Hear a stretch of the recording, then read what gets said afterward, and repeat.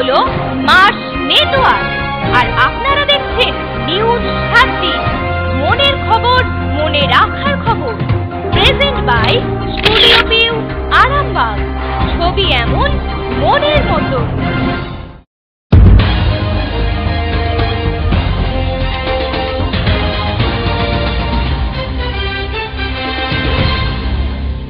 নমস্কার, নিউজ 7 দিনের সঙ্গে আমি সুজিত। শুরুতেই চোখ রাখছি হেডলাইন্সে।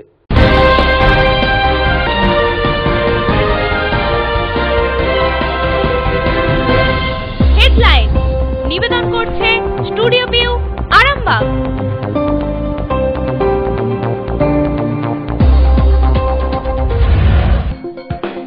অবৈধ বালি পাচারের বিরুদ্ধে গর্জে উঠলেন চাঁদুরের বাসিন্দারা।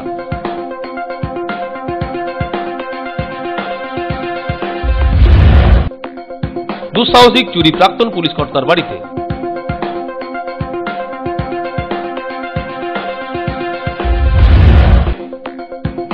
অ্যাপেলো কাণ্ডে মৃত সঞ্জয় রায়ের বাড়িতে গেলেন শ্রীরামপুরের সাংসদ কল্যাণ বন্দ্যোপাধ্যায়।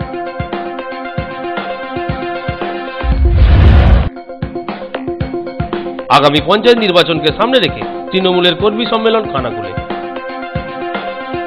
হেডলাইন নিবেদন করলো স্টুডিও ভিউ, আরামবাগ।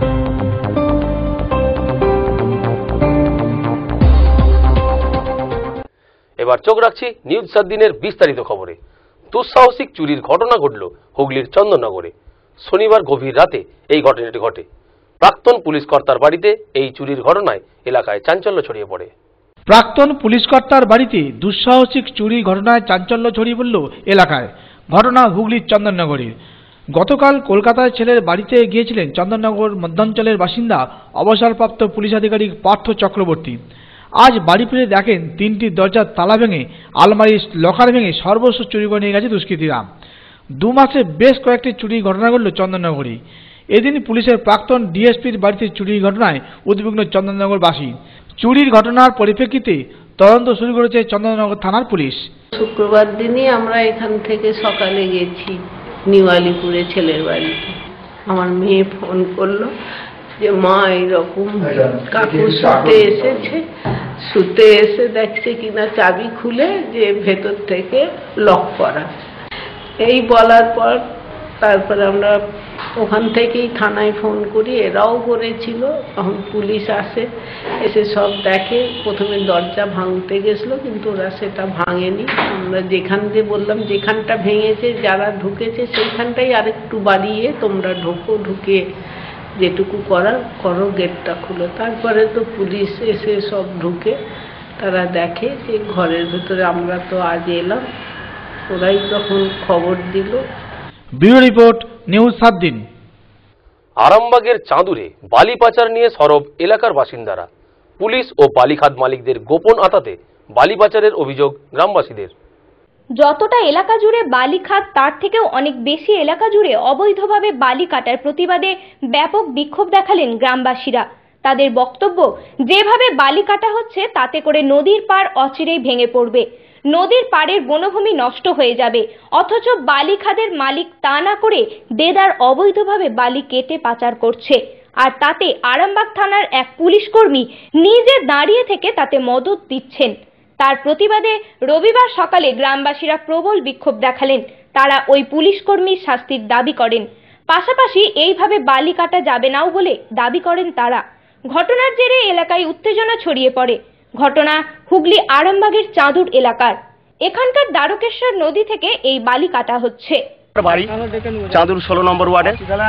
তো এখানে আমি 40 বছর ধরে আমি দেখে আসছি, মানে 40 বছর ধরে চলছে। বয়সটা আমার তত নয়, কিন্তু আমার বয়স হিসাবে আমি দেখে আসছি ওই 20 বছর 25 বছর এরকম ধরে দেখছি খাতটা চলে আসছে। আমি ছোটবেলা থেকে দেখে আসছি। তো এইরকম সিস্টেম আর এইরকম সিস্টেম আমি কোনোদিন দেখিনি, আসা যাওয়া করেছি। আচ্ছা, এখানে হচ্ছে যে নতুন করে যে মাপ দিয়েছে, সেখানে বিএলআরও ছিল, এসডিএলআরও ছিল, ডেপুটি ম্যাজিস্ট্রেট ছিলেন। উনি থাকা অবস্থাতে এখানে যে স্যাটেলাইট দিয়ে যে মাপটি দেওয়া হয়েছিল সেই জায়গাতে ওই দিন আমি প্রেজেন্ট ছিলাম। থাকা সত্ত্বেও এই মালিক যে বাইরে থেকে এসেছে, তো ওই মালিক দু তিনটে এখানে দালাল বসেছে, যার নাম হচ্ছে মোহর। সে পয়সা পাই তাকে আমরা যখন বলছি এইভাবে কাজগুলো করছো কেন, তোমার মালিককে ডাকো, কিন্তু সে মালিককে ডাকছে না, নানা রকমের অত্যাচার করে যাচ্ছে। তার সাথে সাথে আতোয়াল হক তাকেও 300 টাকা করে মাইনে দিচ্ছে, সেও ওই ধারেই আছে। এইখানেতে 15 দিনের শেখ মান্নান তার মাইনে শ্রমিকের সাথে ছিল, সে প্রতিবাদ করেছিল বলে তাকে 15 দিনের মাইনে দেয়নি। এইভাবে কাটছে, ল্যান্ডে এইভাবে চুরি করছে। যেখানে মাপ দেওয়া হয়েছিল যে সরকারিভাবে স্যাটেলাইট দিয়ে, সেই মাপটা আমরা দেখেছিলাম, দায়িত্বর সাথে সেখানে আমরা ছিলাম যে গ্রামের নদী, গ্রামে আমরা থাকবো, কিভাবে কি এরা কাজ করছে সেটা আমরা দেখবো। ওই কয়লা মাফিয়া আর এখানে বালি মাফিয়া দুটো সমান হয়ে গেছে, এইভাবে অত্যাচারগুলো চালাচ্ছে, নদীর বাঁধ কেটে ফেলে দিচ্ছে। এখানেতে ল্যান্ডে যে দাগটা দিয়েছে সেই দাগের বাইরে চলে যাচ্ছে, বলছে এইটাই আমার কাজ, আমার কাছে কাগজ আছে, আমি এইভাবেই অত্যাচার করব, আমার কাছে টাকা আছে, আমার কাছে পুলিশ আছে। খালি দেখতে পাচ্ছি আরামবাগ থেকে একটাই কনস্টেবল খালি দেখতে পাচ্ছি, যে হচ্ছে ধনঞ্জয় খাঁ, তাকেই খালি দেখতে পেয়েছি, আর কোনো পুলিশ অফিসার দেখতে পাইনি। এখানে শ্রমিক বলছে আমরা বালি চুরি করবো কেন, তোমার দাগটা, শ্রমিকরাও সেই দিন দাগটা দেখেছিল, শ্রমিকরা বলছে আমরা এইভাবে সরকারের রাজস্ব চুরি করছো, আমরা সেই পক্ষে যাবো না। বলছে তোমরা যদি না যাও তাহলে তোমরা উঠে চলে যাও, আমি জিসিবি নিয়ে এইখানেতে পুরো বালি কাটবো, যার ক্ষমতা থাকবে, আমার হাতে কাগজ আছে, আমি এইভাবে বালি কেটে যাবো, নাহলে জিসিবি দিয়ে নামাবো, তোমরা শ্রমিক চলে যাও। আজকে শ্রমিক, এই গ্রামের শ্রমিক, তারা বলছে আমরা খেতে পাবো না, আমরা কি করবো, তাদেরকে জোর করে তাদেরকে এইভাবে ল্যান্ডগুলোকে কাটা করাচ্ছে। শ্রমিক তার প্রতিবাদ জানিয়েছিল, যার কারণে শ্রমিক বসে দিয়ে জেসিবি দিয়েও লোড দিয়েছে। আমি এই প্রতিবাদ করেছিলাম, এই শ্রমিক সংগঠনের মধ্যেই আমি থাকি, তো বলেছিলাম এইভাবে অবৈধ বালি কাটা যাবে না, যার কারণে 15 দিনের বেতন আবার বন্ধ করে দিয়েছে। আমার অবরোধ একটাই, যে অবৈধভাবে ল্যান্ডের বাইরে বালি কাটা যাবে না। বা এই যে কাঁথি, এই যে ধরুন আলুবাড়ি, এই আলুবাড়ি ধ্বংস হলে ওখানে বাঁধ আছে, ধ্বংস হবে, তারপর সরকারি যে ফরেস্টে এটা ধ্বংস হয়ে যাবে। এরা কোনোভাবে একটাই হুইপ দিচ্ছে যে আমাদের পুলিশ কেনা আছে, পুলিশ দিয়ে সব ডাইট করে দেবো। গতকালও দেখেছি আমি এই জায়গাতে ধনঞ্জয় বাবু এই ফিল্ডে নেমে এসছেন, এসে উনি কিন্তু আরামবাগ থানার হেড কনস্টেবল ধনঞ্জয় খান, উনি টাকার জন্যেই, মুনাফার জন্যে এইখানে এই আমাদের ল্যান্ডটাকে ধ্বংস করছে, অবৈধভাবে বালি কাটছে ল্যান্ডের বাইরে, এই কাঁথি ধ্বংস করে দিচ্ছে, এইভাবে সব চলছে। আমরা প্রতিবাদ জানাতে গেলে আমরা আজকে যেটা দেখছি, আজ থেকে কাল নয়তো পরশু আমরা বৃহত্তর আন্দোলনে শ্রমিক শ্রেণীকে নিয়ে যাবো। আমাদের আস্তে নেতৃত্ব যে আছে কাউন্সিলরকে আমরা জানিয়েছি, উনি বলেছেন ঠিক আছে 2-1 দিন আরও দেখো, নাহলে আমরা আরও নেতৃত্ব যে আমাদের আছে, আমাদের মাথায় ছাতা সংগঠনে যে আমাদের নেতা আছে, ওনাদের কাছেও আমরা এই আবেদন জানাবো গিয়ে। ব্যুরো রিপোর্ট, নিউজ 7 দিন। এখন সময় নিউজ 7 দিনের একটি বিজ্ঞাপন বিরতির, সঙ্গে থাকুন। চ্যানেল মার্স প্লাস, যা ভালোবাসার কারিগর। আগামী 1 মার্চ থেকে তা হচ্ছে মার্স মিউজিক। মনোরঞ্জনে ভরপুর মার্স মিউজিক থেকে নিজের সেরা পছন্দটি বেছে নিন।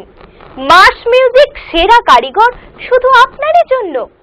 প্রতিটি পলক বলবে আহা। রোড শেয়ার করতে হবে, রোড কালচার গড়তে হলে safe drive save life, safe drive save life.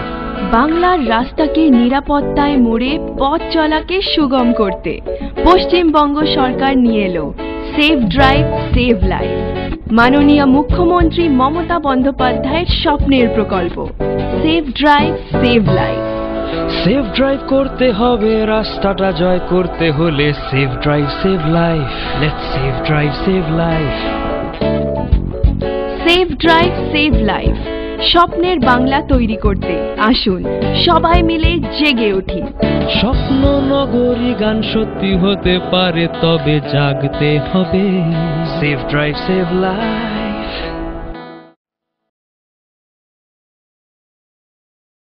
Traffic আইন মেনে চলুন, সাবধানে রাস্তা পারাপার করুন, হেলমেট পরে বাইক চালান, শহরের রাস্তার উপর পার্কিং করবেন না। মাননীয় মুখ্যমন্ত্রী মমতা ব্যানার্জির অনুপ্রেরণায় আরামবাগ পৌরসভা ও আরামবাগ থানা কর্তৃক জনস্বার্থে প্রচারিত।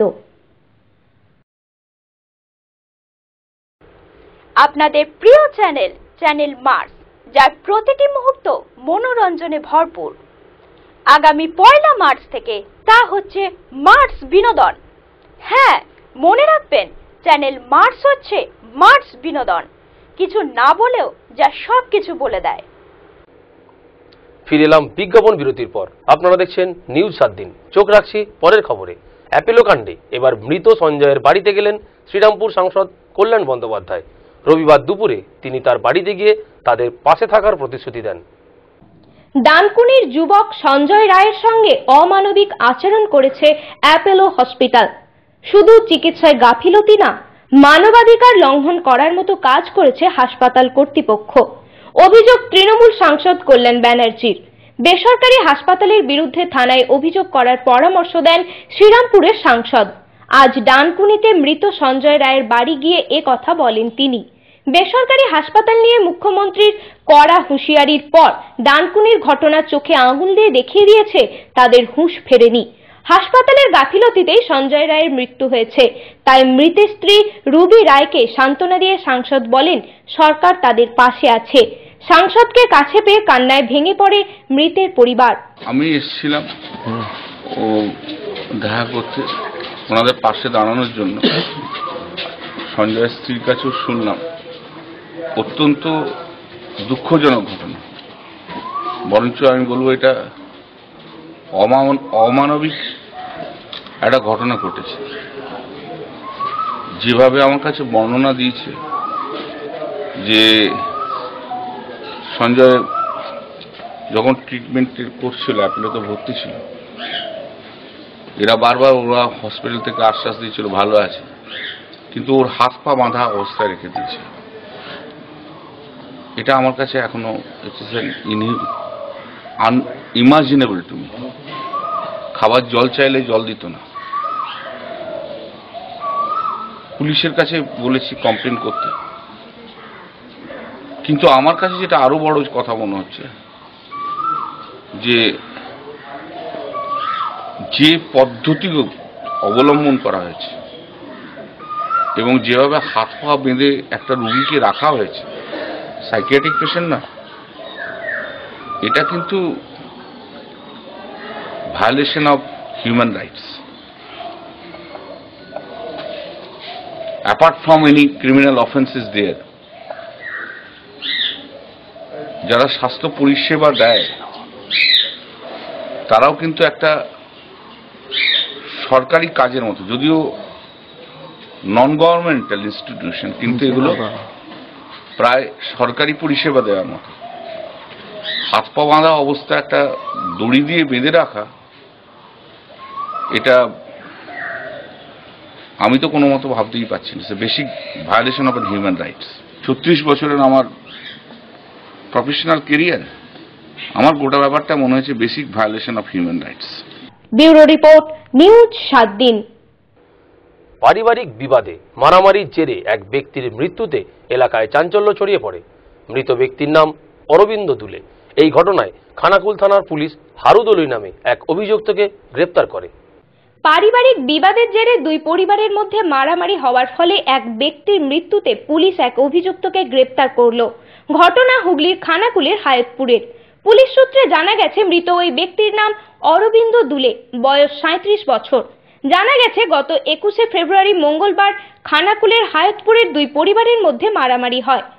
অভিযোগ যে এক পরিবারের 4 সদস্য প্রশান্ত দলুই, সুশান্ত দলুই, বিশ্বজিৎ দলুই ও হারু দলুই এই 14 জন মিলে প্রতিবেশী অরবিন্দকে ব্যাপক মারধর করে। তাকে প্রথমে খানাকুল হাসপাতালে নিয়ে আসা হয়, সেখান থেকে আরামবাগ হাসপাতালে নিয়ে আসা হয়, তাতেও না হলে কলকাতার মেডিকেল হাসপাতালে নিয়ে আসা হয়। এখানে তার মৃত্যু হয় শনিবার। তবে এই ঘটনার পরিপ্রেক্ষিতে মৃতের স্ত্রী জ্যোৎস্না দুলে খানাকুল থানায় অভিযোগ জানান। সেই অভিযোগের ভিত্তিতে পুলিশ এক অভিযুক্ত হারু দলুইকে গ্রেপ্তার করে। ব্যুরো রিপোর্ট, নিউজ 7 দিন। নিয়ে নিচ্ছি একটা বিজ্ঞাপন বিরতি, সঙ্গে থাকুন। আপনাদের প্রিয় চ্যানেল মার্স, যার প্রতিটি মুহূর্ত মনোরঞ্জনে ভরপুর। আগামী 1 মার্চ থেকে তা হচ্ছে মার্স বিনোদন। হ্যাঁ, মনে রাখবেন, চ্যানেল মার্স হচ্ছে মার্স বিনোদন। কিছু না বলেও যা সবকিছু বলে দেয়। এই মুহূর্তে আমি আছি দার্জিলিং এর সিঙ্গলীলাতে। আপনারাও চলে আসুন দার্জিলিং এর হোটেল সিঙ্গলীলা গেস্ট হাউসে, টিএন রোড শেরপা জুম্মার কাছে। হোটেলে বসেই উপভোগ করুন দার্জিলিং এর প্রাকৃতিক দৃশ্য। এখানে 24 ঘন্টা গরম জলের সুবিধা পাবেন।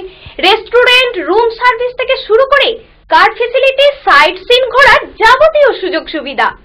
আর হ্যাঁ, গ্রুপ বুকিং এর জন্য থাকছে স্পেশাল রেট। আরো বিস্তারিত জানতে যোগাযোগ করুন আমাদের এই নম্বরে 9593596341 8348070534। হ্যাঁ, ঠিকই শুনেছেন, আগামী 1 মার্চ থেকে চ্যানেল মার্স হচ্ছে মার্স বিনোদন, আর চ্যানেল মার্স প্লাস হচ্ছে মার্স মিউজিক। কিছু না বললেও সবকিছু বলে দেয়। মার্স বিনোদন, মার্স মিউজিক, মনোরঞ্জনের শেষ কথা। ফিরে এলাম বিজ্ঞাপন বিরতির পর। আপনারা দেখছেন নিউজ 7 দিন। আপনাদের সঙ্গে আমি সুজিত। চোখ রাখছি পরের খবরে। আরামবাগের মলয়পুরে অনুষ্ঠিত হয়ে গেল মহাসমরে এক ইসলামিক জলসা। এদিনের জলসায় বহু মানুষ এসে হাজির হন, চলে সারা রাত ধরে। আরামবাগের মলয়পুরের চাঁদপাড়া, মল্লিকপাড়া ও ডানচালা পাড়ার যৌথ উদ্যোগে এক বিরাট বাৎসরিক ইসলামিক জলসা ও গজাল প্রতিযোগিতা অনুষ্ঠিত হয়ে গেল ধুমধামের সঙ্গে। এখানকার মুন্সিপুকুর মাঠে এই জলসা ও প্রতিযোগিতা অনুষ্ঠিত হয়। দিকে দিকে শান্তি শৃঙ্খলা বজায় রেখে সৌভ্রাতৃত্ব বোধ গড়ে তুলতেই এই দিনের এই জলসার আয়োজন। রবিবার সন্ধ্যা থেকে এই জলসা শুরু হয়। সারারাতব্যাপী এই জলসায় এলাকায় ব্যাপক সাড়া পড়ে যায়। বিভিন্ন এলাকা থেকে ধর্মপ্রাণ মুসলিম ভাইয়েরা এই জলসায় যোগ দেন। হাজির ছিলেন ঐতিহাসিক হাফেজ কারি মৌলানা হাবিবুর রহমান, জনাব মৌলানা আবদুল্লাহ হিল, মারুফ ফাতেহি সহ একাধিক বিশিষ্ট ব্যক্তিবর্গ। এই জলসাটি হচ্ছে, এই অনুষ্ঠানটা আজ আমরা প্রায় বিগত 50 বছর ধরে করে আসছি। আর এই জলসা বলতে এখানে এই ভারতবর্ষে আমাদের হিন্দু, মুসলিম, জৈন, খ্রিস্টান সকলের বাস। বিশেষ করে আমরা এই গ্রামে যে বাস করি, পাশে আমাদের সবই হিন্দু মানে ভাইরা রয়েছেন। তো আমরা এখানে এই জলসাটা করে এটাই চাই উদ্দেশ্য যে আমরা সকলে একসাথে থেকে এই দেশকে আগিয়ে নিয়ে যেতে চাই আর শান্তি শৃঙ্খলা বজায় রাখতে চাই। আজ সারা পৃথিবীতে বা দেশের মধ্যে যে আজ একটা অশান্তি চলছে, সেই অশান্তিগুলো যাতে না হয়, আমরা তার শান্তির বার্তা সারা ভারতবর্ষের বুকে, সারা পৃথিবীর বুকে জানিয়ে দিতে চাই। মলয়পুর থেকে সুশোভন চক্রবর্তী রিপোর্ট, নিউজ 7 দিন।